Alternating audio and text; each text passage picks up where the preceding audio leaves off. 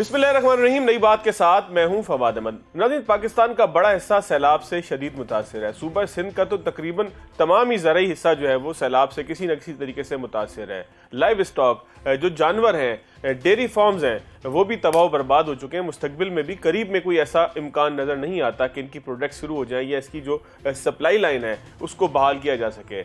महसूस ही होता है कि पाकिस्तान में ग़िज़ाई किल्लत का एक खदशा पैदा हो सकता है। किस तरीके से बचा जा सकता है, क्या तरीक़ेकार है, नुकसान कितना हुआ है? डॉक्टर शहजाद अमीन हमारे साथ मौजूद है, पाकिस्तान डेयरी एसोसिएशन के CEO। पहले से मैं प्रोग्राम के उनसे बात करेंगे। डॉक्टर साहब, बहुत शुक्रिया आपके वक्त का। डॉक्टर साहब, कितना नुकसान हुआ है, क्या फिगर्स आपके पास मौजूद हैं? खासतौर पर अगर सिंध की बात की जाए, कितने जानवर जो है वो डिस्प्लेस हुए हैं और कितने जानवर जो है वो अपनी जान की बाजी हार गए? जी, बहुत शुक्रिया फ़ाद। आई थिंक जो पूरे अगर आप इकोसिस्टम की बात करें तो it's not just the live stock, बल्कि और भी बड़ी ख़तरनाक चीज़ें हैं।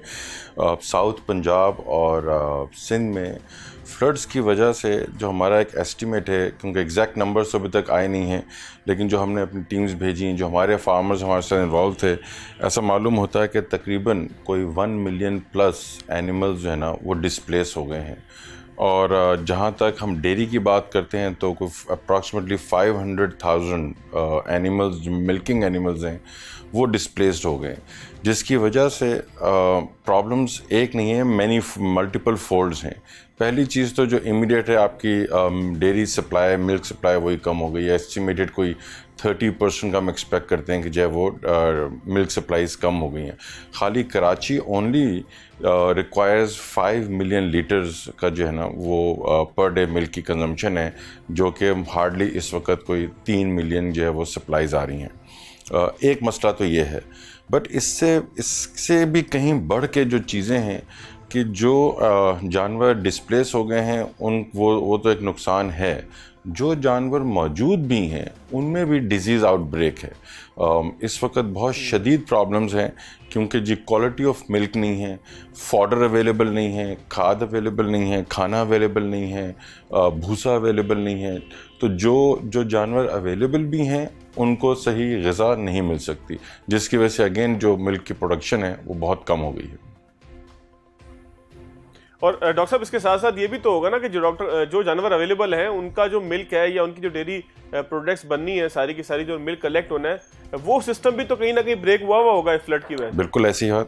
न सिर्फ सिस्टम ब्रेक हुआ है, मैं आपको एक दो चीज़ें और बहुत इंपॉर्टेंट बताता हूँ कि जब फॉडर अवेलेबल नहीं है तो ज़ाहिर बात है प्रोडक्शन में भी उसका इम्पैक्ट आ रहा है। और फॉडर की एक और जो फ्यूचर में ख़तरनाक चीज़ ये है कि बहुत सारा लैंड जो उसकी टॉप सॉइल है ना वो वॉश्ड आउट हो गई है, वो फ्लड के साथ बह गई है। दैट मीन्स कि उस ज़मीन पे दोबारा फॉडर उग भी नहीं सकता।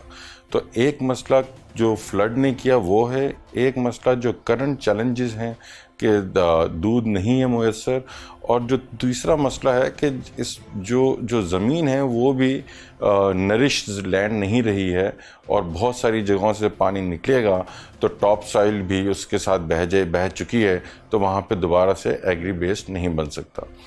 एक और इम्पॉर्टेंट चीज़ है जो कि आपके प्रोग्राम के तवज्जुह से मैं गवर्नमेंट से बताना चाहता हूँ कि जहाँ पे अदर देन द फ्लड, क्योंकि डेयरी से ही रिलेटेड है, एक वैसे ही दूध की जो सप्लाईज़ हैं लिमिटेड हो गई हैं, कम हो गई हैं।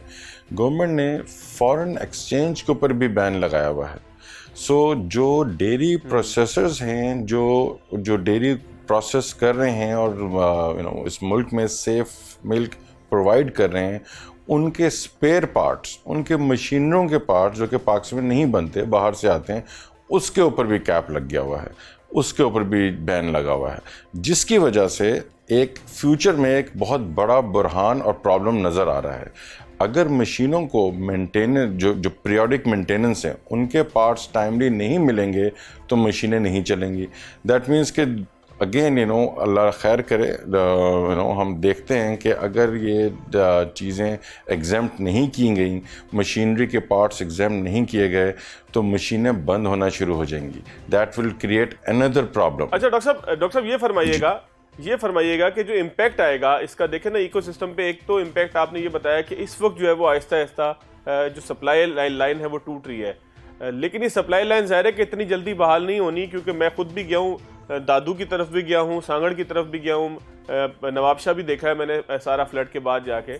तो मुझे नहीं लगता कि इतनी जल्दी कोई बहाली का इम्कान है, ख़ासतौर पर ये जो दादू वाली right bank canal, right bank की जो पूरी पट्टी है दरिया सिंध की। तो आप क्या समझते हैं कि जो फ्यूचर के अंदर क्या इम्पैक्ट आएगा, किन चीज़ों की कमी जो है वो पाकिस्तान के अंदर वाक़ई हो सकती है और कौन सा ज़र मुबादला हम जो है वो खो बैठेंगे?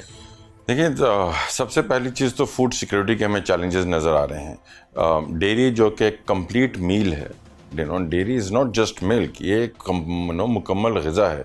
इससे दूध भी है, इसमें पनीर है, दही है, इट्स अ कंप्लीट मील। और जो नॉन अर्बन शहर हैं उनके लिए तो ये एक रेगुलर मील है वहाँ का। सो वी लुकिंग फॉरवर्ड कि आगे जाके जो है एक प्रॉब्लम जो क्रिएट होने वाला है वो फूड सिक्योरिटी का इश्यूज आएंगे। अच्छा, अब उनको हैंडल करने के लिए we need to find out solutions.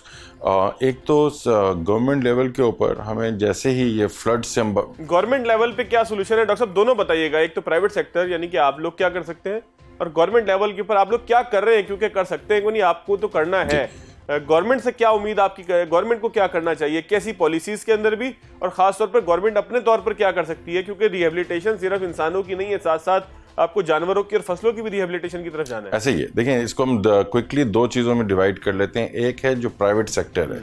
आज भी जो पीडीए के हवाले से मैं बात करूं तो हमने को 25,000 ख़ानदानों को सपोर्ट किया, न सिर्फ फार्मर्स को बल्कि उनके जानवरों को भी, क्योंकि इस वक्त उनको बचाना तो ज़रूरी है, साथ में उनके जानवरों को बचाना भी ज़रूरी है। बिकॉज अगर वो उनकी तो ये लाइवलीहुड है। देखिए, मेरे और आपके लिए this is only a product, but उस जो फार्मर है उसकी लाइवलीहुड ही उसका जानवर है। तो प्राइवेट सेक्टर अपनी कंप्लीट सपोर्ट कर रहा है, लेकिन प्राइवेट सेक्टर यहाँ पे कोई 10 लाख से ज़्यादा फार्म्स हैं, उनको तो नहीं सपोर्ट कर सकता। तो गवर्नमेंट को 2-3 चीज़ों पे बहुत जल्दी सपोर्ट करनी चाहिए जैसे ही फ्लड्स से हम बाहर निकलते हैं। Number 1, import of animals. देखो, हम हमेशा बात करते हैं कि इनएफिशिएंट जानवरों को रिप्लेस करके एफिशिएंट जानवर होने चाहिए इस मुल्क में, ताकि हमारी ईल्ड, मिल्किंग ईल्ड बढ़ जाए। तो उसके लिए सरकार को चाहिए कि वहाँ पे जो जितने भी फार्मर्स हैं और जो छोटे फार्मर्स हैं उनको सहूलियात दी जाएं, जहाँ पे वो अपने इंपोर्ट करके और बेहतर प्रोडक्ट दोबारा से लाइवलीहुड शुरू कर सकें। अच्छा डॉक्टर साहब, मुझे एक चीज़ समझाइएगा ज़रा कि जिन इलाकों में सैलाब नहीं आया वो भी तो किरदार अदा कर सकते हैं कि वो अपनी प्रोडक्शन बढ़ाकर इस सारे गैप को फिल कर सकें जो सैलाब ज़्यादा इलाकों की वजह से गैप आना है। बिल्कुल ऐसे ही है। उसमें देखिए, बात वही है कि उनको करना भी चाहिए। और मैंने आपको कहा प्रॉब्लम्स मल्टीपल हैं कि वहाँ जिन इलाकों में सैलाब नहीं भी आया, बट अगेन फॉडर के भी तो चैलेंजेस हैं। यहाँ पे खाना अवेलेबल नहीं है जानवरों के लिए, तो उनको भी उतनी ही तकलीफ़ है जितनी कि सैलाब वालों को है। सेकेंडली, हमारे जानवर की जो मिल्किंग ईल्ड है वो 5 लीटर पर जानवर है, जबकि जो बाहर के जानवर हैं उनकी ईल्ड 25, 30, 40 लीटर पर डे तक की है। तो असूली तौर पे होना ये चाहिए कि अब हम सबको मिलके, ख़ास तौर पे गवर्नमेंट को, हमें प्लान करना चाहिए, एक डेयरी पॉलिसी बनानी चाहिए जहाँ पे हम इनएफिशिएंट जानवर रिप्लेस करके एफिशिएंट जानवर जो हैं वो प्लेस करें। बिल्कुल ठीक है डॉक्टर साहब, इसको कंक्लूड अगर आप कर लें कि अभी फौरी तौर पर करने के क्या स्टेप्स हैं, हुकूमत के करने के क्या स्टेप्स हैं, और अब होना क्या चाहिए, इसका ऑल्टरनेट क्या है, क्या बाहर से कुछ मंगवाया जा सकता है, बाहर से ऐसे जानवर मंगवाए जा सकते हैं, हुकूमती सतह पर पॉलिसी कैसे तब्दील हो सकती है, क्योंकि एक डिजास्टर तो बिका चुका है, उससे निकलने का अब रास्ता करना है, उसको बैठ के पीटना तो नहीं है ना। बिल्कुल, आई थिंक 4 स्टेप्स हैं जी। Number 1, we need to find government को जो है ना, सबसे पहले जो एफिशिएंट जानवर की इंपोर्ट है उसके ऊपर सब्सिडी देनी चाहिए, सपोर्ट करना चाहिए फार्मर्स को, ताकि वो जानवर मंगवा के तो ज़्यादा से ज़्यादा मिल्किंग की प्रोडक्शन शुरू करें। नंबर 2, गवर्नमेंट को सपोर्ट करना चाहिए डेयरी इंडस्ट्री को कि जो उनकी मशीनरी, इक्विपमेंट, सप्लाईज हैं वो उनको एफिशिएंट बनाया जाए, उनके पार्ट्स और मशीनों को सब्सिडाइज करके मंगवाया जाए, ताकि वो ज़्यादा से ज़्यादा दूध प्रोसेस कर सकें और रादर द सही वर्ड है शायद सेफ मिल्क जो है वो सबको पहुंचा सकें। तीसरी चीज़ कि जो फॉडर है, जो रॉ मटेरियल जिसको हम कहते हैं जानवरों के खाने के लिए, उसमें भी बहुत सारी चीज़ें डलती हैं। कॉर्न है, सोयाबीन है, वे है, उसके इंपोर्ट के ऊपर भी हमें सब्सिडीज़ मिलनी चाहिए, ताकि फार्मर्स को सबसे पहली चीज़ है उनकी लाइवलीहुड बेहतर करें। जब उनकी लाइवलीहुड बेहतर होगी तो ऑटोमेटिकली दूध ज़्यादा प्रोड्यूस होगा और शहरों तक पहुंच सकेगा और शहर में पहुंच सकेगा। डॉक्टर साहब बहुत शुक्रिया आपका। एक ब्रेक लेते हैं, ब्रेक के बाद दोबारा आएंगे।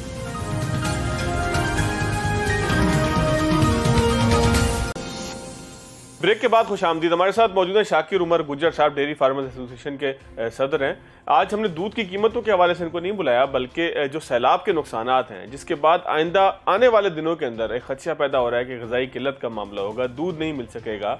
जो जानवर है जिसका गोश्त जो है वो इस्तेमाल के अंदर आता है, जो मुर्गी है जिसका गोश्त हम इस्तेमाल करते हैं, वो तमाम चीज़ें भी किसी न किसी तरीके से न सिर्फ महंगी हो जाएंगी बल्कि उनकी किल्लत भी पैदा होने का एक खदशा है। और सबब वही है कि पाकिस्तान का बड़ा हिस्सा एक सैलाब के ज़ेर असर है। गुज्जर साहब, बहुत शुक्रिया आपके वक्त का।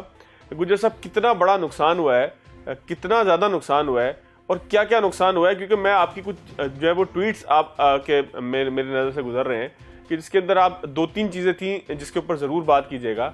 एक, आपने फरमाया कि जी मुल्क के अंदर जो है वो जानवर मर रहा है, मुल्क के अंदर जानवर की किल्लत है और हम जानवर जो है वो एक्सपोर्ट कर रहे हैं। और फिर कुछ आपने जो है वो जानवरों के चारे के हवाले से भी कहा कि मखसूस चीज़ें जो वो पाकिस्तान से बाहर एक्सपोर्ट हो रही हैं, जिसमें चोकर का एक तस्करा आपने किया। तो ये तो बड़ी अलार्मिंग किस्म की एक सिचुएशन है कि लोग अपनी बोटी के लिए पूरा बकरा मुल्क का ज़िबा कर रहे हैं, यानी कि मुल्क में लोगों के पास खाने के लिए कुछ ना हो और आप जो है वो अपने डॉलर्स के लिए या अपने चंद टकों की खातिर जो है वो चीज़ों को बाहर भेजें। क्या सबूत है आपके पास, क्या हकीकत है इसमें? यकीनन ये तो कोई ढकी छुपी बात नहीं है कि वतन अजीज़ का लाइव स्टॉक सेक्टर और वतन अजीज़ का जो किसान है वो सैलाब में बह गया है। और यकीनन हमें ये समझना होगा कि देखें, हम कीमतों के हवाले से बात नहीं करें पर आएगी ज़रूर। दूध, गोश्त, मुर्गी और अंडे की कीमतें क्यों बढ़ती हैं?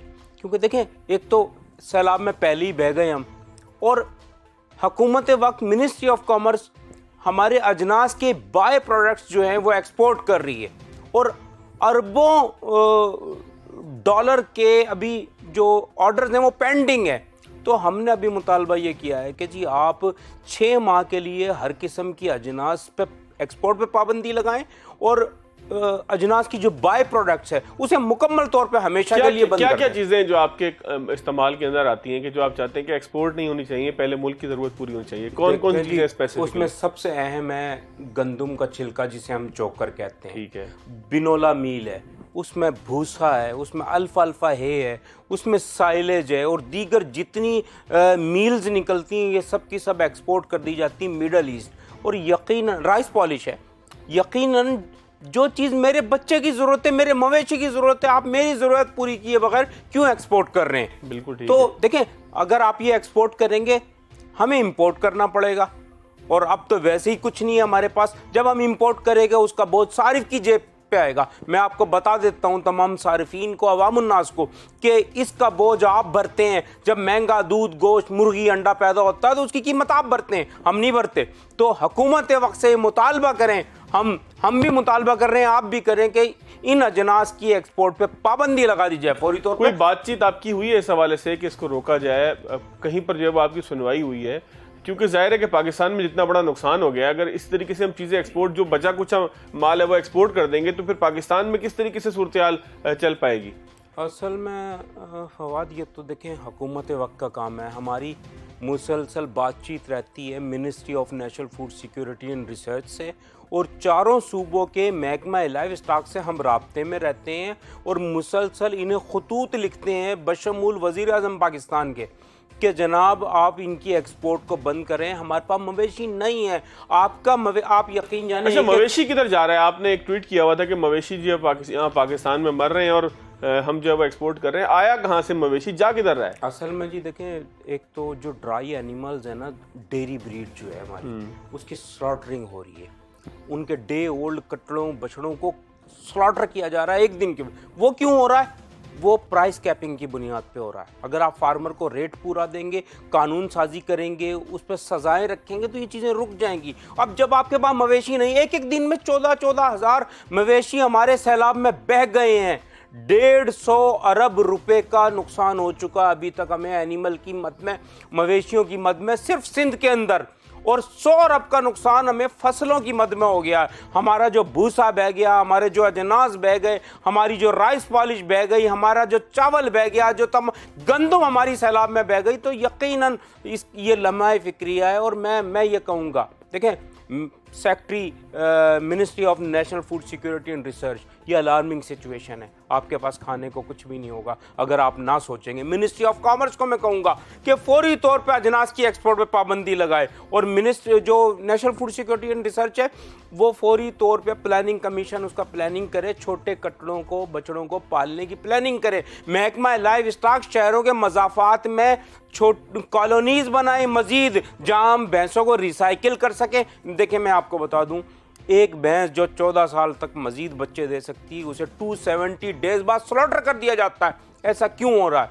तो यकीनन ये आपकी कमज़ोरी है। कानून साजी है पर उस पर अमल दरामद नहीं है, और उसकी जिम्मेदारी भी महकमों पे आयद होती है। अच्छा गुजर साहब, अब फ्यूचर आप क्या देख रहे हैं? जाहिर है कि इस वक्त एक डिज़ास्टर है, पूरा आपका जो सिंध का पूरा ही तकरीबन इलाका जो है वो उसमें जानदार, अगर कुछ बच भी गया तो बेचारा ग़िज़ाई किल्लत का शिकार होगा, उसको खाना उस तरीके से नहीं मिल रहा, बीमारियां हैं, लंपी स्किन डिजीज़ एक आपकी बड़ी मशहूर हुई थी। तो इस सारे सिनेरियो के बाद बीमारियां एक तरफ रख के, सैलाब की सूरत हाल एक तरफ रख के, क्या आपको मंजरनामा नज़र आता है? किन चीज़ों के अंदर पाकिस्तान को फौरी काम करने की ज़रूरत है? देखें जी, हम सिफारिशात लिख के दे चुके हैं बारहा, और ट्विटर पे भी हम बार बार सोशल मीडिया पे चीख रहे हैं, चिल्ला रहे हैं, कोई सुनने को तैयार नहीं है। देखें, आप बैरूनी इमदाद एक तरफ रखें उसे, आप अपने आप को अंदर को ठीक करें। अगर आपका अंदर ठीक हो गया सब कुछ ठीक हो जाएगा।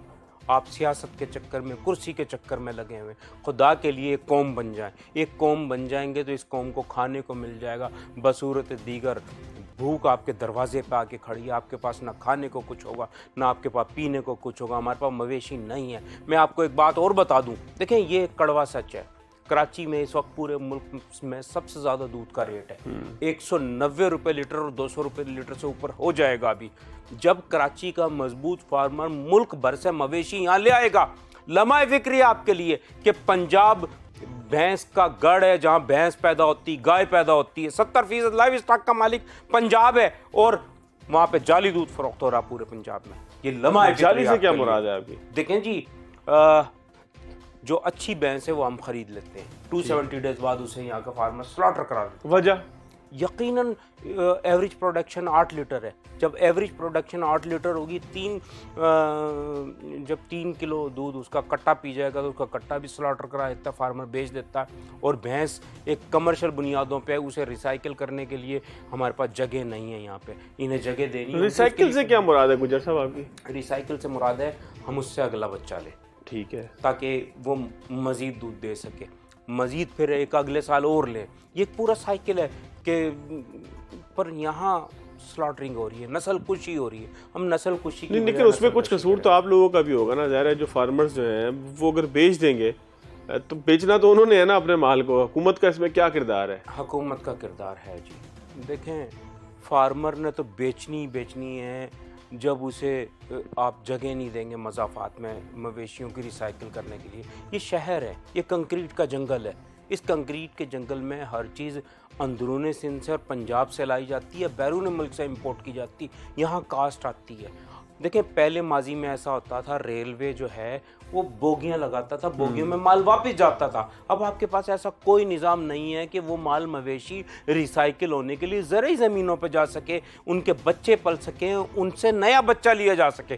तो बहुत ज़रूरी है इसमें पूरी प्लानिंग स्टेक होल्डर के साथ बैठ के आप करेंगे तो बेहतर होगा। और मैं आपको बता दूँ, इसमें सबसे ज़्यादा ख़राबी है ठंडे कमरे में बैठ के जो बाबू हमारी किस्मतों का फैसला करते हैं, उन तक हमारी रसाई नहीं है। बहुत ज़रूरी है कि ठंडे कमरों में बैठे बाबू स्टेक होल्डर के साथ बैठ के फैसले करें। वो पूछें कि मेरे कान में दर्द है या मेरी आंख में, मेरी आंख खराब है, वो मेरे कान का इलाज करते हैं। अच्छा गुजर साहब, कराची के ऊपर कितना इम्पैक्ट पड़ेगा? ये जो एक बहुत बड़ा डिजास्टर है सैलाब का, इसका इम्पैक्ट कराची में दूध की कीमत पे या कराची में दूध देने वाली भैंस के किसी ग़िज़ाई मामले पे कुछ ऐसा फ़र्क पड़ सकता है? इसका जी फ़र्क आ चुका है। देखें, जो चोकर हमें मिल रही थी ना 1200 रुपये की, सिर्फ कल में 650 रुपये चोकर ने जंप लिया है। वजह? कल 1850। अभी तो फसल लगेगी ना गंदम की, ये तो अगले साल की बातें हैं। फसल बह गई है जी आपकी सारी। यकीनन फसल बह गई है। आपकी गंदम के जितने स्टॉक थे ना सिंध में और पंजाब में, फाजलपुर हो गया, मोहम्मदपुर हो गया, राजनपुर हो गया, तोसा शरीफ हो गया, इधर फिर सखर से लेके पूरी बेल्ट, सांगड़ सबसे ज़्यादा मुतासिर है, मीरपुर ख़ास हो गया, दादू हो गया, यहाँ तमाम के तमाम अजनास के हमारे गोदाम डूब गए, ख़त्म हो गया। तो यकीनन जब चोकर गंदम की शॉर्टेज होगी तो आपको गंदम कहाँ से मिलेगी, कहाँ से चोकर मिलेगी? और सबसे ज़्यादा इसका इम्पैक्ट आता है आपकी एक्सपोर्ट की वजह से। चोकर महंगा हो रहा है आपकी एक्सपोर्ट की वजह से। आप एक्सपोर्ट बंद करें। कितनी एक्सपोर्ट कर देते हैं हम, उससे इम्पैक्ट क्या आएगा अगर एक्सपोर्ट रोक देंगे? देखें जी, एक्सपोर्ट रुकते ही आपकी दूध की कीमतें, गोश्त की, मुर्गी की, अंडे की, ये बढ़ना रुक जाएंगी। कमी मैं नहीं कहूँगा कि जी कमी हो, जो अगर हुकूमत चाहे तो कमी हो सकती है, अगर स्टेक होल्डर के साथ बैठ के बात करे और कानून साजी बेहतर करे तो जी। तो आगे सोल्यूशन क्या है? हुकूमत के करने के काम कौन से हैं? आप लोग क्या कर रहे हैं? जाहिर है कि डिजास्टर है, सबके लिए है ना, हुकूमतें तो करेंगी, लेकिन आपकी एसोसिएशन अपने बलबूते पे अपने फार्मर्स को क्या सिखा रही है कि किस तरीके से इस मुश्किल वक्त से निकलना है?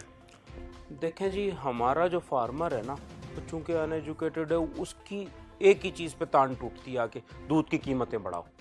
पर हम उन्हें कहते हैं दूध की कीमतें बढ़ाना मसले का हल नहीं है।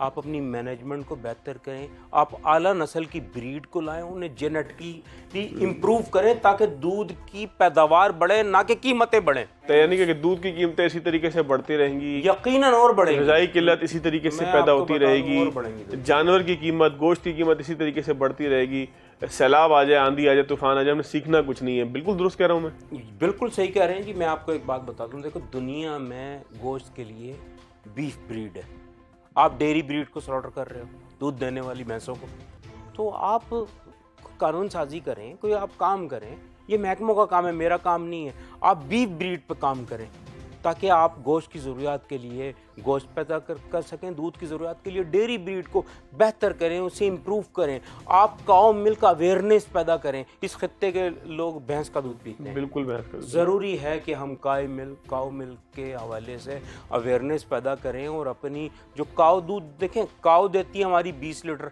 भैंस देती है 8 लीटर, तो बहुत ज़रूरी है हम काऊ मिल्क को प्रमोट करें। और यकीनन बाहर से गाय इंपोर्ट बेतहाशा हो रही है और मुसलसल इंपोर्ट की वजह से कंट्रोल शेड्स यहाँ बने हैं और उनकी माशाल्लाह बहुत अच्छी पैदावार है, पर सिंध में सिर्फ एक कंट्रोल शेड है। अच्छा। वो भी हैदराबाद में है। कराची में जितने बने वो हुकूमती सरपरस्ती ना होने की वजह से वो आउट हो गए। तो यकीनन ज़्यादा पैदावार के हामिल मवेशी लाने होंगे, अपनी ब्रीड को इम्प्रूव करना होगा, अपनी बीफ ब्रीड को इम्प्रूव करना होगा ताकि तमाम अशिया सस्ती हो सकें और सारिफ सुक्कन हासिल। बहुत शुक्रिया शाकिर उमर गुज्जर साहब हैं। यही नाज़रीन बात समझ में आती है कि आंधी हो, तूफ़ान हो, तमाम जो डिज़ास्टर हैं वो कोई ना कोई मैसेज देकर जाते हैं, कुछ ना कुछ सिखा कर जाते हैं। हमें भी सीखना होगा। एक ब्रेक लेते हैं, ब्रेक के बाद आते हैं। ब्रेक के बाद खुशामदीद। जानवरों की बात तो हुई कि दूध की किल्लत पैदा हो सकती है, ग़िज़ाई किल्लत पैदा हो सकती है, खाने के लिए गोश्त नहीं मिलेगा, लेकिन मुर्गी का क्या मामला होगा? क्या मुर्गी का गोश्त मिल सकेगा आने वाले वक्तों में? क्या मुर्गी का गोश्त मज़ीद महंगा हो जाएगा? आखिर किस हद तक पोल्ट्री फार्म्स को नुकसान पहुँचा है? हमारे साथ मौजूद है मलिक ज़रीफ़ ऐवान साहब, सिंध बलूचिस्तान की आड़त एसोसिएशन जो है उसके सरबराह हैं। बहुत शुक्रिया ऐवान साहब आपका। ऐवान साहब, कितना बड़ा नुकसान हुआ है सैलाब से? ख़ास तौर पर अगर सिंध की हम बात करें तो क्या पोल्ट्री फार्म्स के अंदर भी पानी आया है, वो भी तबाह बर्बादी का शिकार हुए हैं? क्योंकि जानवर तो हमने देखा, खुद भी अपनी आंखों से देखा कि सड़क किनारे खड़े हैं, उनका कोई पुरसाने हाल नहीं है, ग़िज़ाई किल्लत है, चारा मौजूद नहीं है। तो क्या पोल्ट्री फार्म्स के साथ भी कुछ ऐसा ही मामला हुआ है? कितनी महंगाई हो सकती है आने वाले वक्त में? जी बिल्कुल ऐसी है कि जिस तरह हमारे लोगों को नुकसान हुआ सैलाब की सूरत में, इस तरह पोल्ट्री इंडस्ट्री भी एक सिंध के अंदर बहुत बड़ी सनत है, उसको भी नुकसान हुआ है। बलूचिस्तान में हमारे काफ़ी दोस्तों के फार्म बह गए हैं, तैयार माल था उनका लाखों रुपए का, तो वो भी पानी में बह गया। इस तरह सिंध की सूरत भी अभी भी ऐसी है कि हमारे बहुत सारे ऐसे दोस्त हैं जो माल शिफ्ट कर रहे हैं, मकसद है कि अपने आप को माल को बचा रहे हैं। तो बहुत बड़ा नुकसान हुआ है, बहुत बड़ी तादाद में फार्म बह गए हैं। छोटे फार्मर जो थे वो तो बिल्कुल ही वो ख़त्म हो चुके हैं।